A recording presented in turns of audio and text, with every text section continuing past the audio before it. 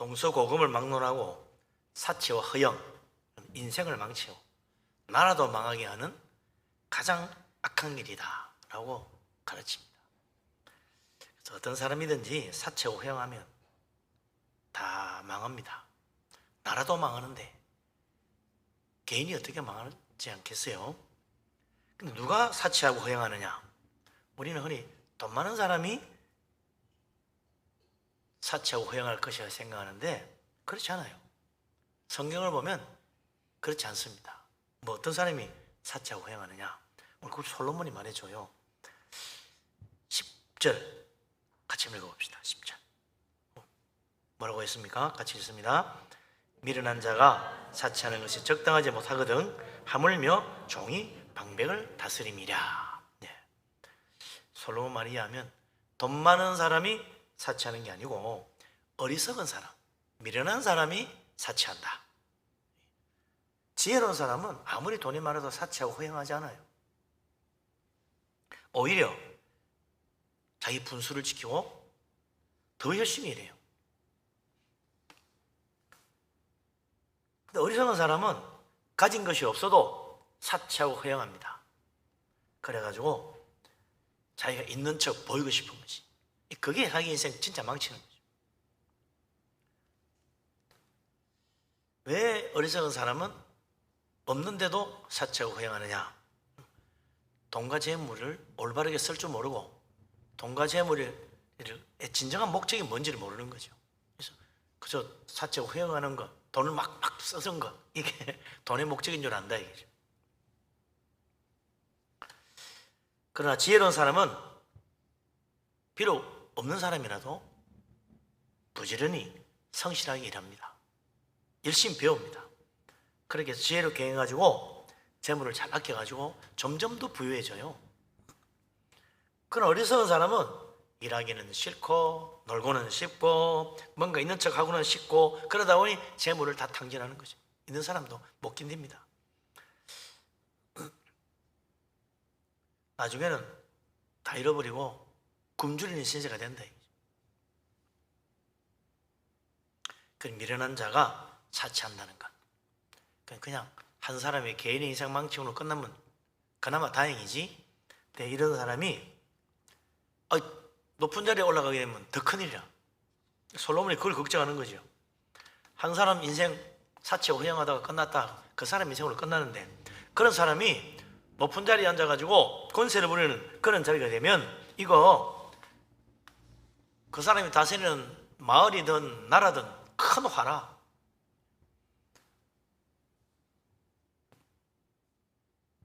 그 나라는 부정부패가 만연할 게고 결국은 나라 재정 다 탕진하고 망하는 거죠. 그래서 이게 종이 방백을 다스리는 자리에 올라간다. 이건 말이 되냐? 어리석은 자가 높은 자리에 권세를 부리면 되겠냐? 근데 옛날에는 그런 일이 많았어요. 왜냐니까 옛날에는 귀족 사회잖아요. 왕족이 세상 다스립니다. 그러니까 하다 보면 귀족의 자식이라는 이유로 요즘 흔히 하는 말로 금수저로 타고나가지고 아주 엄청난 부를 누리거나 최고의 권세 자리에 오를 수 있는 거예요. 그러니 아니 남 시키는 일을 해도 제대로 못할 종만도 못할 인간이 종도 제대로 못할 인간이 권세 자리에 앉으면 어떻게 되냐? 다 말아먹는 거죠. 그 나라 망하고 그 집안 망한다. 견딜 수 있겠네. 그러나 아무리 신분이 낮고 심지어는 노예일지라도 참으로 그의 지혜로 인정받으면 그는 오히려 높은 데로 올라갈 수 있다. 권세제 오르고 오히려 그 마을을 구원하고 나라를 부강하게 만들 수도 있다는 거죠. 그 대표적인 예가 애굽의 노예에 팔려간 야곱의 이야기 아니에요. 요셉 이야기 아니에요. 요셉. 처음에 보디발의 집에 가서 열심히 성실하게 일하니까 보디발의 집이 잘 돼. 나중에 어떻게 돼요? 애굽의 바로의 꿈을 해석해주고 그 꿈의 가뭄에 대한 대비책까지 말해주니까 이 애굽의 바로 왕이 요셉의 지혜에 감탄해가지고 그를 총리로 삼아서 나라를 다스리게 하잖아요. 그래서 결국 모든 백성들을 가뭄에서 구원하고 주위의 모든 나라와 민족까지도 다 구원한다. 큰일을 하는 거죠. 그리고 애굽은 강력한 나라가 되는 겁니다. 노예라도 지혜롭게 성실하게 행하면 최고의 권세에 오를 수 있다. 그래야 잘 되는 거다. 다니엘과 세 친구도 그렇죠. 바벨론으로 포로로 잡혀가지고 바벨론의 노예가 됐어요. 그런데 그들이 지혜로우니까 특별 발탁이 되어서 왕궁에서 교육을 받아서 나라의 인재로 쓰게 됩니다. 그런데 이 바벨론과 세 친구의 지혜가 얼마나 뛰어난지 다른 모든 지혜자보다 더 뛰어나서 다니엘과 세 친구는 각 지방의 영수가 돼서 나가고, 다니엘은 왕 옆에서 직접 왕을 보좌하는 최고의 권세 자리에 앉게 되는 거죠. 그 나라 다스리니까 나라가 잘 되는 거죠. 그 지혜로운 자는 비록 신분이 천하고 자신이 요즘 말로 흙수저라 할지라도 상관없다. 내가 열심히 노력하면 된다. 낙심하고 좌절하지 말아라. 열심히 배우고 노력하고 성실하게 부지런히 일하면 다 잘 살 수 있는 길, 성공하는 길이 열리게 돼 있다. 그러나 아무리 금수저로 태어나도 게을리하고 사치하고 놀기 좋아하고 그러면 결국 비참한 인생 되는 거죠. 자, 이런 이야기를 보면서 우리가 깨달아야 될 게 있어요. 그럼 뭐 세상에 성공하고 또 실패한 게 뭐냐? 결국은 지혜롭게 열심히 하고 어리석게 말이지 사치 허용하면 다 망하는구나. 그것 가르쳐주려 하는 게 아니에요. 그거만 뭐 세상 지혜밖에 안 되지. 재물에 대하여 지혜롭게 행하는 사람하고 어리석게 행하는 사람의 차이가 뭐냐? 그걸 왜 성경은 계속 이야기하고 있습니다. 예수님께서도 그런 이야기 했죠. 누가복음 12장 16절에서 20절까지 보면 어리석은 부자에 대한 비유를 말씀하시는데 풍년이 되어가지고 엄청난 곡식을 추수를 했어요. 뭐 창고에 쌓을 수도 없어. 얼마나 많은지. 그래서 어떻게 합니까? 곡간을 헐고 더 크게 지어서 그 잔뜩 쌓아놓고 또 뭐 돈이 많으니까 이제는 뭐 가서 사고 싶은 거 다 사서 가득 넣어놨어. 그리고는 뭐라 그래요? 내 영혼아 여러 해 썰묵을 많이 쌓아두었으니 평안히 쉬고 먹고 마시고 즐기자. 이게 그 사람의 결론입니다. 엄청난 부를 쌓고 나니 이제는 뭐 내 영혼 내 인생 하나 마음껏 걱정 없이 살겠구나. 마음껏 즐기고 살자. 이제 고생 끝. 행복 시작이야. 이렇게 생각했다. 이 어리석은 부자에게 하나님 말씀합니다. 어리석은 자여 오늘 밤에 네 영혼을 도로 찾아내니 그러면 네가 준비한 것이 누구의 것이 되겠냐? 이제 앞으로 뭐 평생 동안 걱정 없이 살 거라고 그랬는데 오늘 밤 영혼 구덩하면 뭔 소용이 한 번도 제대로 써보지도 못하고 모아놓은 고스란히 다른 사람이 차지할 거라. 어리석은 인생이지. 그러면서 예수님이 이 비유 마지막에 21절에 이렇게 결론을 내려줍니다. 이 비유의 진정한 의미가 뭐냐? 자기를 위하여 재물을 쌓아두고 하나님께 대하여 부유하지 못한 자와 자가 이와 같다. 사람은 이 많은 재물을 쌓아두고 그걸 내 혼자 즐기는 거라고 생각하는 게 어리석은 사람이다. 자기만을 위해 사는 사람, 가장 어리석은 사람이에요. 아무리 어려운 사람 보아도 자기 가진 걸 나눠줄 줄 모릅니다. 오직 자기를 위해서만 쓰는 거지. 남을 위해 절대로 안 써요. 이 사람은 보물을 땅에 쌓아둔 사람이라. 하늘에 아무것도 없는 거죠. 그 땅에 쌓아둔 재물의 특징이 뭡니까? 도둑이 도둑질해 가고 좀이나 동록에 의하여 결국은 구멍나서 못 쓰게 되고 녹슬고 썩어서 다 버리게 돼 있다.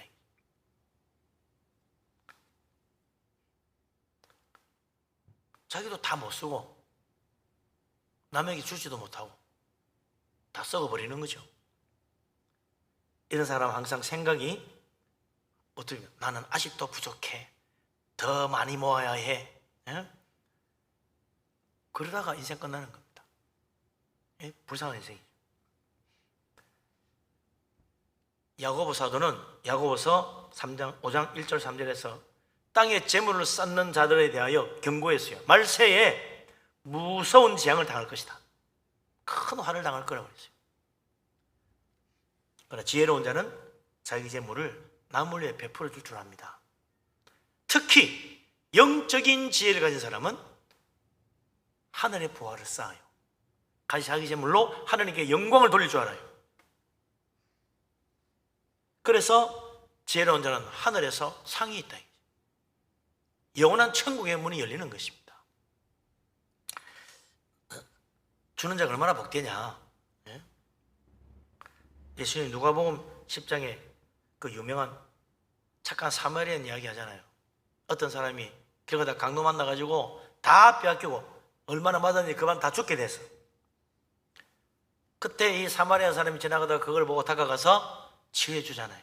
그리고는 도저히 이 사람 뭐 내버려두면 안 되니까 짐승에 실어가지고 마을까지 내려와서 묵을 여관도 잡아주고 그 치료비도 대주면서 앞 잘 치료해 주라고 특별 부탁하고 가잖아요.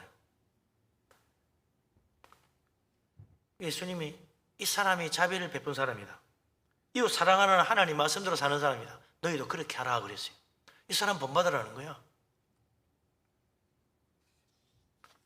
사랑은 결국 예수님 말씀대로 베푸는 거다. 이웃 사랑하라는 말은 이웃에게 네 가진 걸 베풀어 주라는 말이다. 재물은 나만 위해 쓰라고 하나님이 주신 복이 아니다. 재물의 복은 하나님이 어렵고 불쌍한 사람에게 베풀어 주고 도와주라고 하나님이 주신 복이라. 재물의 진정한 목적을 알아야지. 자기만 위해 쓰면 안 된다. 그래서 예수님 말씀대로 주는 사람이 받는 사람보다 복이 있는 거예요. 하나님 지금 복을 막 받아가고 와 나는 점점 많아져서 그거 자랑하는 건 어리석은 일이라. 나는 받는 대로 많이 도와줬다 베풀어줬다 그 사람이 복이 있는 사람이에요. 하늘에 보화가 쌓인 사람이에요. 하늘에 상이 있는 사람이에요. 그래서 주는 사람이 받는 사람보다 복이 있다. 주는 사람이 되라. 네? 그러는 거죠. 그 지혜의 왕 솔로몬도 잠언 19장 바로 우리 본 이 19장 17절에 뭐라고 말합니까? 이거 참 재밌는 말이 있어요. 19장 17절 한번 읽어봅시다.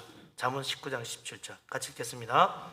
가난한 자를 불쌍히 여기는 것은 여호와께 구워드리는 것이니 그의 선행을 그에게 갚아주시리라. 아멘. 가난한 자를 불쌍히 여기는 마음으로만 여기라는 말이 아니지 불쌍히 여겨 도와주라는 거죠. 베풀어 주라는 거예요. 그러면 그게 하나님께 구워주는 게 된다. 왜냐? 갚을 것이 없으니까 하나님께 구워주는 게 돼. 그래서 누가 갚아줍니까? 하나님이 갚아준다는 거지. 근데 하나님 이자 계산 보면 달라요. 세상의 이자는요 지금 대한민국 이자가 많이 올라가지고 해도 한 10%도 안 돼. 예? 근데 하나님 계산 보면 뭐예요? 30배, 60배, 100배입니다.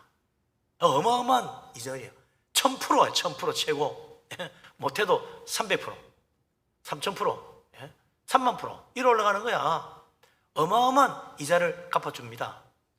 하나님께서 보면 30배, 60배, 100배라. 3000%, 6000%, 1만%. 어마어마한 축복을 베풀어 준다 이거죠. 그래서 불쌍한 사람 도와주는 게 진짜 복 있는 사람. 또 잠언 28장 27절에 뭐라 그러냐면 가난한 자를 구제하는 자는 궁핍하지 아니한다. 절대로 궁핍해서 살지 않는다. 가난한 자를 못 본 채 하는 자는 저주를 받는다 그랬어요. 가난한 자 못 본 채 하지 말아라. 도와줘라. 세상 끝날 하나님 앞에 가면 하나님께서 가난한 자 못 본 채 하지 않고 도와준 사람, 구워준 사람, 불쌍히 여긴 사람 하나님이 다 불러가지고 그럴 거예요. 내가 어려울 때 네가 나를 도와주었으니 영원한 하늘나라로 상속받으라. 네가 나에게 구워준 값이다. 수천 배 수만 배 하늘나라 축복을 누리는 거 아니에요. 적은 돈 구워주고 빌려주고 도와주고 어마어마한 하늘나라로 상속받으니 이보다 더 큰 축복이 어디 있습니까? 하나님 주신 재물의 진정한 목적을 기다려야 됩니다. 베풀어 주라고. 또 하늘의 보화를 쌓으라고. 하나님 영광을 위해 쓰라고. 사랑으로 남을 도와주라고 주신 이 재물의 진정한 목적을 알고 사는 사람은 복 있는 사람입니다. 그래서 우리 모두 하늘의 보화를 쌓는 지혜로운 사람이 되어서 하나님 앞에 축복받는 사람 되시기를 주님의 이름으로 축원합니다. 아멘. 가진 사람에게 필요한 지혜 뭡니까? 베푸는 거죠. 불쌍한 사람 도와주는 거죠. 근데 솔로몬이 이제는 재물이나 권력이든 가진 사람, 이 갖추어야 할 이 마음의 성품, 이게 안 되면 뭐 도와줄 마음도 안 생기고 아무것도 안 되는 거죠. 그렇게 하려니까 마음의 성품이 바뀌어야 돼. 어떤 성품 가져야 되느냐? 이 11절 12절 말씀이에요. 같이 읽어보겠습니다. 11절 12절. 노하기를 더디하는 것이 사람의 설기요 허물을 용서하는 것이 자기의 영광이라.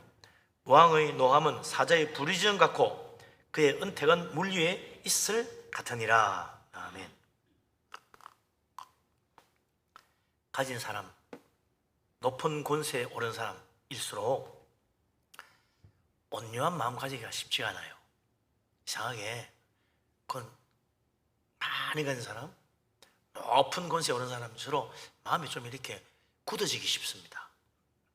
너그러워지지 않는다. 그래서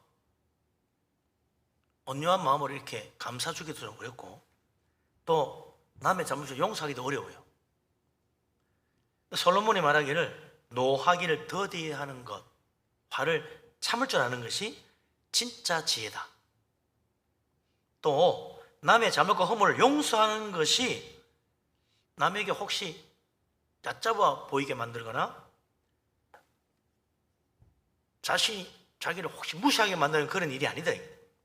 체면국인 일이 아니야. 오히려 그렇게 하는 것이 사람에게 존경을 받는 진짜 영광스러운 일이라는 거예요.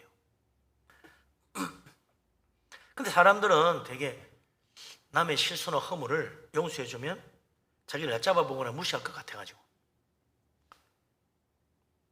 잘못을 저지르는 사람 용서 없이 처벌하는 경우가 있다. 결코 복수를 하거나 그런다. 높은 지위를 가질수록 자기 체면을 중요하게 해가지고 남에게 조금 더 무시당하지 않기 위해서 권세를 자꾸 보이려고 그래요. 권세를 부리려고.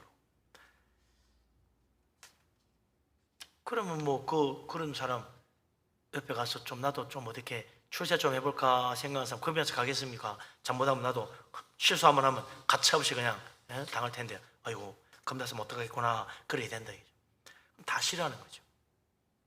솔로몬은 노하기를 더디하고 허물을 용서하고 은택을 베푸는 것이 지혜고 영광이다. 그랬다는 거죠. 부유할수록 출세하고 높은 권세 가진 사람일수록 너그러운 성품을 가져야 된다. 너그럽게 대해야 진짜 성공한 인생이 된다는 거예요. 너그러운 사람이라는 것은 인자함, 사랑으로 대할 줄 알고 또 너그러운 성품은요 겸손해. 교만한 마음 가지면 안 되죠. 겸손하게 낮출 줄도 알고 너그러운 사람은 온유해야 돼. 부드러워야 돼. 그래야 너그럽지. 마음이 강팍하면 안 된다. 그 어떤 사람이 너그러운 사람이냐? 인자하고 겸손하고 온유한 성품 가진 사람? 아이고 그러나 쉽지 않지요. 예수님이 그랬잖아요. 나는 마음이 온유하고 겸손해 나에게 오라 그랬어요. 그러면 너희 마음이 힘을 얻는다. 반대로 정말 인색하고 강팍하고 교만한 사람 옆에 가면요 더 피곤해요. 얼마나 피곤하겠어. 조금이라도 잘못하면 그냥 막 사정없이 달려들면 그 사람 어디 피곤해가 옆에 있겠습니까? 가능하면 멀리하고 싶어지지. 근데 주님은 마음이 온유하고 겸손하니까 가면 쉼을 얻는다는 거예요. 그런 사람이 오는 거예요. 우리 예수님께는 지금도 수십억의 사람들이 주님께로 오잖아요. 마음이 온유하고 겸손하니까. 내가 온유하고 겸손한 만큼 내 곁에 사람들이 모이는 거고 내가 완악하고 교만할수록 사람들은 나에게 멀어지게 되는 겁니다. 예수님이 얼마나 온유하고 겸손하냐. 가나마도 현장에 잡힌 여자 모두 다 모세의 법대로 돌려쳐 죽이겠다는데 예수님이 뭐라고 그래요? 자기 자신을 돌아봐라. 죄 없는 자가 돌로 치라. 그랬더니 다 양심의 가책 받아가지고 돌 버리고 돌아갔잖아요. 그리고 예수님이 자기도 용서해 준다 그러면서 새 삶으로 살아라 그랬다 이죠. 참으로 온유한 마음으로 허물을 용서하신 예수님, 그 주님 앞에 나 같은 사람도 주님이 받아주시겠지? 그런 기대가 생기는 거 아니에요. 예수님이 가차없이 그래 돌로 쳐 이래서 아유 나 예수님께 가면 안 되겠네, 무서워서 가겠나, 다 그렇게 생각하지. 우리 주님은 하나는 너그러움으로 용서하시는 분이시다. 그 큰 사랑으로 우리의 죄를 다 받아주시는 분이시다. 그 주님은 그리고 우리의 모든 죄를 짊어지고 십자가의 희생제물로 자기를 내어주셨지 않습니까? 그리고 우리가 받을 모든 죄의 형벌을 주님이 대신 받으시고 십자가에 자기 목숨까지 내어주고 죽으셨어요. 그렇기 때문에 이제 누구든지 예수 그리스도 주님께서 짊어지신 세상의 죄, 그 가운데 내 죄도 포함되어 있다고 믿고 주님 십자가 앞에 나아가 예수님 앞에 나의 죄를 고백하면 주님의 십자가의 피로 다 씻음받고 깨끗하게 되어 하나님 앞에 거룩하게 서서 구원의 은혜를 받을 수 있다. 하나님께서 오늘도 우리의 죄와 허물에 대하여 노하기를 더디하시고 언제든지 용서하실 너그러운 마음으로 우리를 향하여 팔을 벌리고 계십니다. 어떤 죄인이라도 주님의 십자가를 의지하면 십자가의 피로 다 씻어주신다. 그래서 예수님 앞에 엎드려야 돼요. 주여 나를 불쌍히 여기십시오. 용서하시는 거죠. 나는 안 될 거야, 나는 죄가 많아서 안 될 거야, 나는 죄가 너무 커서 안 될 거야, 그런 거 없어요. 어떤 죄라도, 아무리 많은 죄라도 주님은 다 용서하십니다. 주님 앞에 넣기만 하면 된다. 그게 잘 안 되는 거야. 내가 간다고 되겠나, 난 안 될 거야, 그런 스스로 우리 하나님을 완악한 분으로 만들지 말아야죠. 우리 하나님 너그러운 분이시다, 은혜로우신 분이시다. 그 하나님의 사랑을 믿고 나아가면 하나님이 축복하십니다. 오늘도 주님의 십자가 은혜 앞에 나아가야 된다. 그러면 우리 하나님 기꺼이 받아주시고 다 용서하십니다. 주님은 십자가에 못 박히신 그 자리를 영광의 자리라고 그랬어요. 영광 받는 거라고 그랬어요. 왜? 그게 바로 주님의 영광이야. 모든 사람의 죄를 용서하는 것, 그게 자기 영광이라 생각한 거예요. 우리가 생각할 때는 야 십자가 고난과 수치의 자리 얼른 지나가고 빨리 높임 받아야지 이렇게 생각하는데, 주님은 십자가에 달리는 것이 영광의 자리에 올라가는 거라. 모든 사람의 죄를 다 짊어지고 그들의 죄를 용서하시니 그게 주 예수님의 최고의 영광이라. 우리도 주님 믿고 믿음으로 가는데 그 하나님의 놀라운 은혜로 용서받았으니 우리도 이제 너그러운 마음으로 남을 용서할 수 있다면 그게 우리 예수 믿는 사람의 영광이에요. 복수하는 것은 결코 주님의 우리 그리스도인의 영광이 아니다. 그냥 예수 믿는 사람의 수치. 제일 부끄러운 게 뭐냐? 용서하지 못하는 거다. 우리 그리스도인의 영광은 용서하는 거예요. 세상 사람이 볼 때는 이상하지, 왜 용서하지? 대갚아줘야 될 텐데, 복수해야 될 텐데 왜 용서하지? 이해 못하지요. 근데 그게 우리 그리스도의 영광이에요. 역시 교회는 달라? 그래 되거든요. 그게 하나님 영광을 받으시는 겁니다. 세상에 빛이 되라고 그랬는데 우리가 선행을 통하여 하나님께 영광 돌리라고 그랬는데 어떻게 합니까? 용서할 줄 알므로써 세상은 이해할 수 없는 그 용서함을 통해서 사랑을 보게 되고, 야 정말 하나님은 예수 믿는 사람 믿는 하나님은 다른가 보다, 그렇게 되는 거죠. 우리가 하나님의 한없는 은혜로 모든 죄를 다 용서받고 있으니 우리도 남의 허물을 용서하는 너그러운 마음을 가져가지고 하나님을 기쁘시게 하는 자, 또 하나님께 영광 돌리는 빛된 그리스도인 다 될 수 있기를 바랍니다. 아멘. 그러나 그렇지 못하면 우리 인생은 이제 참 어두움 속에 가는 거죠. 에스더서에 보면 페르시아 제국의 최고의 권세 자리에 올랐던 하만이 자기에게 절하지 않는 모르드게 보고 분노해가지고 감히 나를 무시해? 그래서 모르드를 잡아 죽이려고 그랬죠. 아무 죄도 없는데 잡아다가 죽이려고 끝까지 그냥 용서하지 않고 반역자로 몰아가죠. 예? 심지어는 모르드게만 아니라 모르드게 민족까지 다 말살하려고 했어. 유대 민족이 뭔 잘못을 했는데, 근데 그 민족까지 다 말살시키겠다는 거야. 분노가 너무 지나쳤어. 그러다 보니 어떻게 돼요? 페르시아 황제의 최고 총애를 받는 에스더 왕후까지 유대인인 줄 몰랐지? 나중에는 그 사실을 황제가 알게 됩니다. 그러니까 어떻게 돼요? 아니, 내가 사랑하는 내 황후 에스더를 죽이려고 음모를 꾸린 자가 누구냐? 하만입니다. 그러니까 뭐 하만과 그 집안, 그 민족까지 다 말살당하는 거야. 분노를 참지 못하고 그 분노를 키움으로 결국 멸망하고 말았다. 노하기를 더디하는 마음 가졌더라면 그게 자기의 지혜였을 텐데, 허물을 용서했더라면 자기 영광이 오히려 더 커졌을 텐데, 그러지 못하고 그 허물을 가지고 붙들고는 기약코 말이죠, 대갚아 주려고 몇십 배, 몇천 배, 몇만 배 갚으려고 하다가 결국 멸망이 이루고 만 거죠. 오늘 우리가 정말 이 참된 지혜가 뭐냐? 용서가 최고의 지혜다. 깨달아야 됩니다. 그래서 12절에 솔로몬은 왕의 노함은 사자의 부르짖음 같고 왕이 은택을 베푸는 것은 풀이의 이슬 같다 그랬어요. 왕이 뭡니까? 그 나라 최고의 권세잖아요. 왕이 화나면 말릴 사람이 없어요. 그래서 왕 앞에 함부로 행동해가지고 화를 나게 만들면 안 됩니다. 그럼 미션 끝나는 거야. 또 왕은 자기가 최고 권세이기 때문에 함부로 화를 내도 안 돼요. 홧김에 나라를 다스리면 나라를 망칠 수 있다.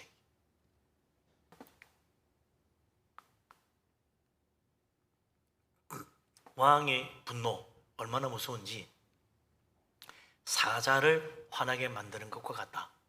사자가 달리면 누가 이겨내겠습니까? 죽는 거지.